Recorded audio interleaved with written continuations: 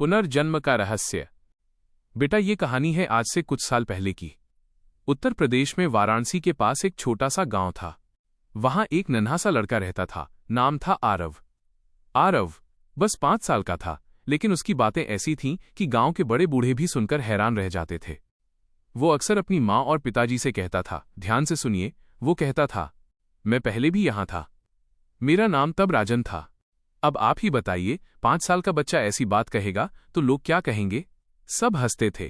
अरे छोटा बच्चा है, कुछ भी बोल देता है। लेकिन जब आरव ये बात बोलता था ना, तो उसकी आंखों में एक अजीब सी सच्चाई झलकती थी, जिसे देखकर मन में एक सवाल जरूर आता था। एक दिन की बात है। आरव ने अपने पिताजी का हाथ पकड़ा और हठ करते हुए कहा, पापा, मैं तुम्हें अपने पुराने घर ले चलूं? पिताजी को लगा ये कोई खेल है। उन्होंने हंसते हंसते हामी भर दी। और फिर जो हुआ वो अविश्वसनीय था।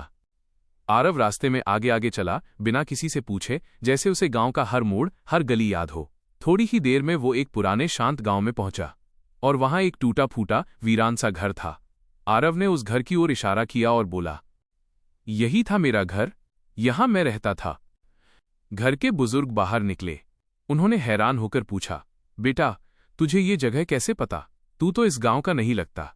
आरव ने बड़े विश्वास से कहा, आप मुझे नहीं पहचानते? मैं राजन हूं। यह सुनते ही सब लोग सन्न रह गए। सबके चेहरे पर एक अजीब सी खामोशी छा गई। क्यों?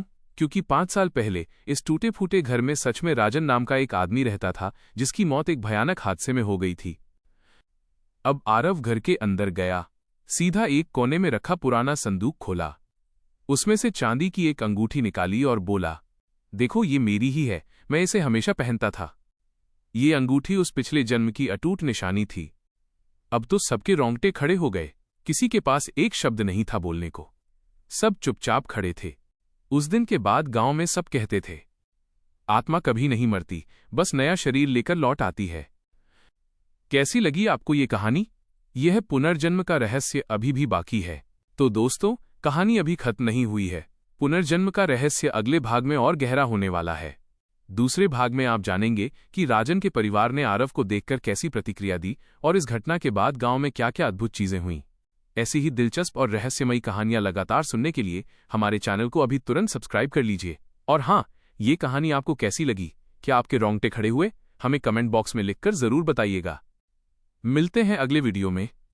धन्यवाद।